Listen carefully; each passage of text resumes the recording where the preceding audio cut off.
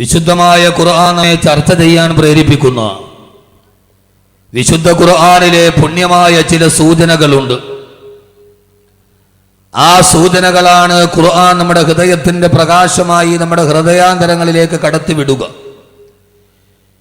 നമ്മുടെ ഉടമസ്ഥനായ അല്ലാഹു സുബ്ഹാനഹു വ തആലയ്ക്ക് അവന്റെ അടിമകളായ മാനവ വംശത്തോട് എന്തൊക്കെയാണോ സംസാരിക്കാനുള്ളത് ആ സംസാരമാണ് ഖുർആൻ. ഒറ്റവാക്കിൽ പറഞ്ഞാൽ അടിമയ്ക്ക് ഉടമ അടിമയോട് പറയുന്ന നിർദ്ദേശങ്ങളാണ് ഖുർആൻ. ഹാദാ കലാമുല്ലാഹ്, ഇത് അല്ലാഹുവിന്റെ കലാമാണ് എന്ന് പറഞ്ഞാൽ അതിന്റെ അർത്ഥം അല്ലാഹു നമ്മോട് സംസാരിക്കുകയാണ്. എന്റെ പ്രിയപ്പെട്ട സഹോദരങ്ങളെ, സഹോദരിമാരെ, അല്ലാഹു സുബ്ഹാനഹു വ തആല വിശുദ്ധമായ ഖുർആനിന്റെ ഓരോ ഭാഗങ്ങളിൽ അല്ലാഹു നമ്മളോട് പറയുന്ന വളരെ പ്രധാനപ്പെട്ട നമ്മുടെയൊക്കെ ജീവിതത്തിൽ നാം എല്ലാവരും പാരായണം ചെയ്യുന്ന മഗ്രിബ് നമസ്കാരത്തിന് ശേഷം പാരായണം ചെയ്താൽ ഖബറിന്റെ ആദ്യ രാത്രിയിൽ പ്രകാശം ലഭിക്കുമെന്ന് ആദരവായ പ്രവാചകൻ നബി മുഹമ്മദ്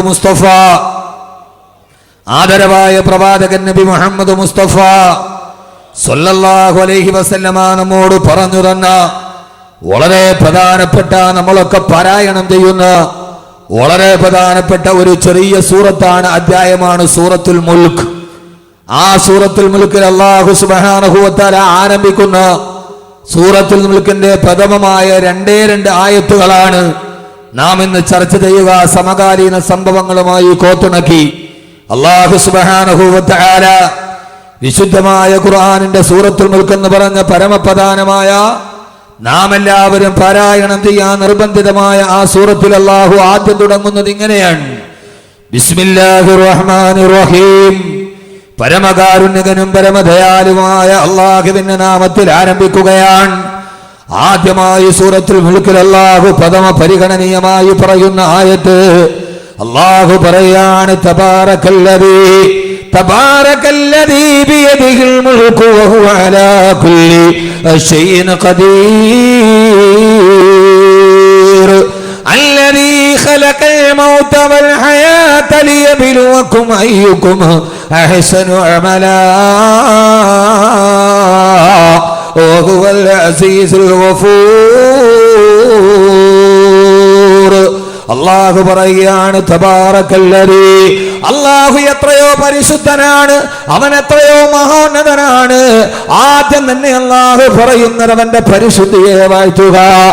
തബാറകല്ലദീ, അവൻ എത്രയോ പരിശുദ്ധനാണ്, അവൻ എത്രയോ മഹോന്നതനാണ്. എല്ലാ സ്തുതികീർത്തനങ്ങളും അല്ലാഹുവിലേക്കാണ്. എല്ലാ പദാനങ്ങളും പാടിപ്പകറ്റുന്നത് പടച്ചറപ്പിന്റെ തൃപ്തിക്ക് വേണ്ടിയാണ്. അല്ലാഹുവേ, നിന്നെ ഞങ്ങൾ സ്തുതിക്കുന്നു നമ്പുരാൻ. അല്ലാഹുവേ, നിന്നോട് ഞങ്ങൾ തിരുക്കാഴ്ചകൾ പറയുന്നു. അല്ലാഹുവേ, എന്തിനാണ് നിന്നെ സ്തുതിക്കുന്നതെന്നറിയുമോ? 5 നേരം പള്ളിയിലൂടെ ബാങ്ക് വിളിക്കുമ്പോ അല്ലാഹു അക്ബർ, അല്ലാഹു അക്ബർ, അല്ലാഹു അക്ബർ, അല്ലാഹു അക്ബർ.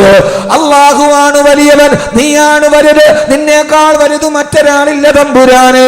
അല്ലാഹുവേ, നീയാണ് ആദി, നീയാണ് അനാദി, നിന്റെ തുടക്കത്തിനൊരാരംഭമില്ല തമ്പുരാന്, നിന്റെ ശേഷിപ്പിനൊരവസാനമില്ല തമ്പുരാന്.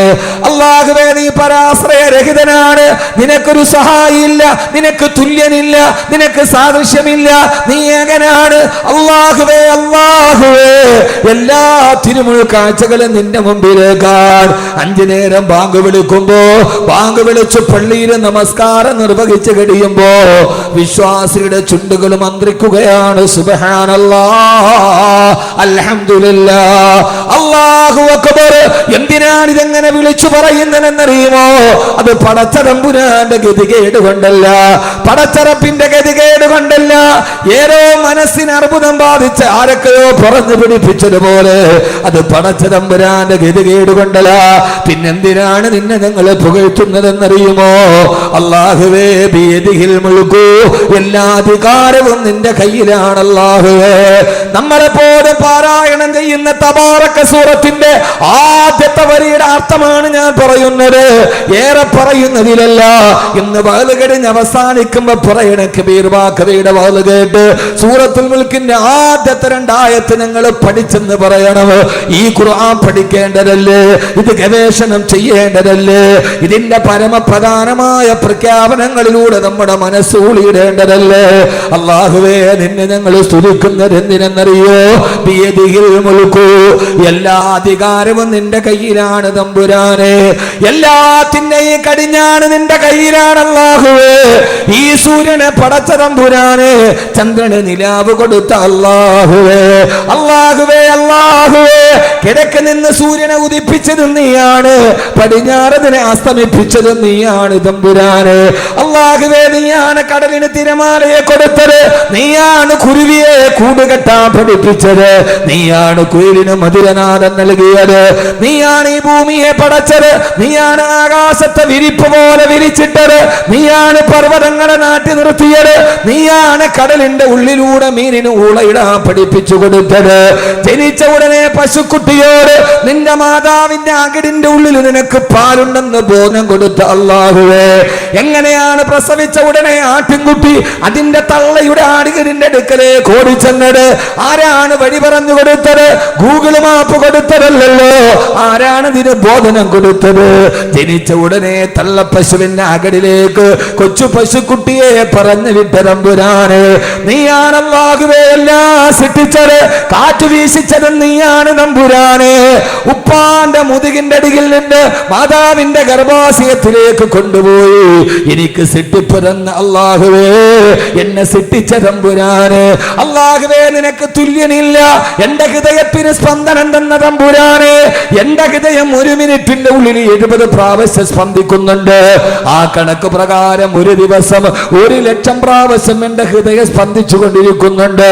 60 വയസ്സ് വരെ ജീവിച്ചിരിക്കുന്ന ഒരു മനുഷ്യന്റെ ഹൃദയം, ആ ഹൃദയം എങ്ങനെ സ്പന്ദിക്കുമ്പോ അവന്റെ ശരീരത്തിന്റെ രക്തക്കുഴലുകളിലൂടെ രക്തം പ്രവഹിക്കുന്നുണ്ട്. 60 വയസ്സ് വരെ ജീവിച്ചിരുന്ന മനുഷ്യന്റെ ശരീരത്തിലൂടെ 10,000 എണ്ണ ടാങ്കറിന്റെ ഉള്ളിലുള്ള എത്രത്തോളം രക്തം കൊള്ളുമോ അത്രത്തോളം വെള്ളം, അത്രത്തോളം രക്തമാണ് 60 വയസ്സ് വരെ ഒരു മനുഷ്യന്റെ ശരീരത്തിലൂടെ കടന്നു പോവുക. അല്ലാഹുവേ, അല്ലാഹുവേ, ഉമ്മാന്റെ ഗർഭാശയത്തിൽ കിടന്നപ്പോ 4-ാം മാസത്തിൽ എന്റെ ഹൃദയം സ്പന്ദിക്കാൻ തുടങ്ങിയാണ്. 40 വർഷം കഴിഞ്ഞു. ഇതേവരെ 1 മിനിറ്റിൽ കൃത്യമായി 70 പ്രാവശ്യം, ഒരു ദിവസം 1,00,000 പ്രാവശ്യം. അല്ലാഹുവേ, എന്റെ മാത്രമല്ല അബ്ദുൽ ലത്തീഫ് സാഹിബിന്റെ, അബൂബക്കർ സാഹിബിന്റെ, ഈ ഇരിക്കുന്ന നിങ്ങളുടെ ഇതേ സമയത്തിരിക്കുമ്പോഴും ഇപ്പോഴും നമ്മുടെ ഹൃദയം സ്പന്ദിച്ചു കൊണ്ടിരിക്കുന്നുണ്ട്. 600 കോടിയോളം വരുന്ന ജനങ്ങളുടെ ഹൃദയം ഇത്ര കൃത്യമായ കണക്കോടുകൂടി സ്പന്ദിക്കുന്നവനെ തമ്പുരാനെ. അല്ലാഹുവേ, അല്ലാഹുവേ, ബിയദിഹിൽ മുൽക്കു, നിന്റെ കയ്യിലാണ് അധികാരം ഇരിക്കുന്നത് അല്ലാഹുവേ. അതുകൊണ്ടാണ് നിന്നെ ഞങ്ങൾ സ്തുതിക്കുന്നത് തമ്പുരാനെ. അല്ലാഹുവേ, നീ ഇല്ലാതെ ഭൂമിയില്ല, നീ ഇല്ലാതെ ആകാശമില്ല, നീ ഇല്ലെങ്കിൽ ഈ പ്രപഞ്ച ലോകത്തിന് നിലനിൽപ്പില്ല തമ്പുരാനെ. ബിയദിഹിൽ മുൽക്കു, നിന്റെ കയ്യിലാണ് അധികാരമുള്ളത്, അധികാരം നിന്റെ കയ്യിലാണ് റബ്ബേ. തൂത്തിൽ മുൽക മൻ തശാഉ വ തൻസിഉൽ മുൽക മിമ്മൻ തശാ, നീ ഉദ്ദേശിക്കുന്ന കയ്യേറിലാണ് അധികാരം കൊടുക്കുക. നീ നിനക്കുന്ന സമയത്തത് തിരിച്ചെടുക്കാൻ നിനക്ക് കഴിവുണ്ടല്ലാഹുവേ. ഇന്ത്യ രാജ്യത്തിന്റെ അധികാരം ഒരാളുടെ കയ്യിൽ. എന്തിനാണ് മോനെ നിരാശപ്പെടുന്നത്? ഇരുകാലിയുടെ പേരിൽ 2 കാലിയായ പെഹ്ലൂഖാനെ തല്ലിക്കൊണ്ട, പെഹ്ലൂഖാൻ എന്ന് പറയുന്ന നിരപരാധിയുടെ നിലവിളി കേട്ട മണ്ണിനാണ് കഴിഞ്ഞ ആഴ്ചത്തെ രാജസ്ഥാൻ ഉപതെരഞ്ഞെടുപ്പിൽ ഫാസിസത്തിന് കാലിടറിപ്പോയത്. അവിടെയാണ് ജനാധിപത്യ ചേരികൾ വിജയിച്ചത്. 4 കാലിയുടെ പേരിൽ 2 കാലിയെ തല്ലിക്കൊന്ന പെഹ്ലൂഖാന്റെ നിലവിളി കേട്ട് കരഞ്ഞു പോയ മണ്ണിനാണ് ഫാസിസത്തിന്റെ ശവക്കുടി തോണ്ടിയത്. ഈ അധികാരം അവൻ ഇച്ഛിക്കുന്ന കയ്യിലാണ് വെച്ചു കൊടുക്കുക.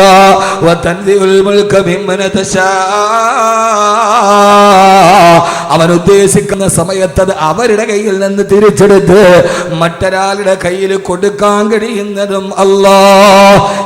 കണ്ടെന്നിരിക്കും ജനത്തിനെ കണ്ടില്ലെന്ന് നടിക്കുന്നതും ഭവാന് 2-4 ദിനം കൊണ്ടൊരുവനെ തണ്ടിലേക്ക് നടത്തുന്നതും ഭവാൻ മാളികാമുകളേറിയ മന്നന്റെ തോളിൽ മാറാപ്പ് കേറ്റുന്നതും ഭവാൻ ഇന്നത്തെ ദരിദ്രൻ നാളത്തെ ലക്ഷാധിപതി ഇന്നത്തെ കോടിപതി നാളത്തെ പരമദരിദ്രന് എല്ലാം ആരുടെ കയ്യിലെന്നറിയോ ബിയദിഹിൽ മുൽക്കു ഇതെല്ലാം നിന്റെ കയ്യിലാണ് തമ്പുരാനെ നീയാണ് സൂര്യനെ ചലിപ്പിച്ചത് നീയാണ് ചന്ദ്രനെ ഉദിപ്പിച്ചത് 156 വർഷത്തിനൊരിക്കൽ 1.5 നൂറ്റാണ്ടിന്റെ ഇടയിൽ സൂര്യനെയും ചന്ദ്രനെയും ഭൂമിയെയും ഒരേ നേർരേഖയിൽ കൊണ്ടുവന്നത് നീയാണ് അല്ലാ സഹോദരങ്ങളോട് സഹോദരിമാരോട് എന്തെങ്കിലുമൊക്കെ പഴയ വർത്തമാനം പറഞ്ഞ് തിരിഞ്ഞു പോകാനല്ല ഈ വിനീതൻ എഴുതിച്ചു നിന്നത് കഴിഞ്ഞ ആഴ്ചയാണ് സൂര്യഗ്രഹണം ചന്ദ്രഗ്രഹണം നടത്തത് 156 വർഷത്തിൽ ഒരു പ്രാവശ്യമാണ് ചന്ദ്രനും സൂര്യൻ ഒരേപോലെ നേർരേഖയിൽ വന്നത് എന്തിനാണങ്ങ് വന്നതെന്നറിയുമോ കിഴക്ക് നിന്ന് സൂര്യനെ ഉദിപ്പിച്ച റബ്ബേ പടിഞ്ഞാറ് അസ്തമിപ്പിച്ച റബ്ബേ നീ സൂര്യനൊരു ഭ്രമണപഥം വരച്ചു കൊടുത്തിട്ടുണ്ട് ചന്ദ്രന് നീ ഒരു ഭ്രമണപഥം വരച്ചെടുത്തിട്ടുണ്ട് വൽഖമറ ഖദ്ദരനാഹു മനാസില ഹത്താ ദക്കൽ റുജൂനുൽ ഖദീം